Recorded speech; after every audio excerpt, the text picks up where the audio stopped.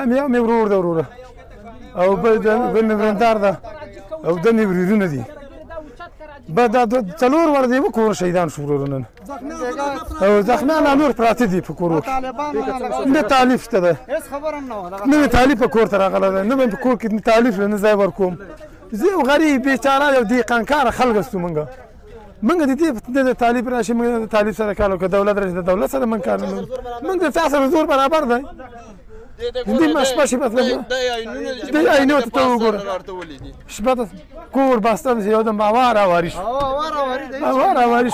موږ په کځای کې تعلیم شته نور د کې تعلیم نشته طالبان شته د موږ ځای کې تعلیم نشته دی ورو دا موږ په منطقه کې وسپیلن تعلیم نشته دی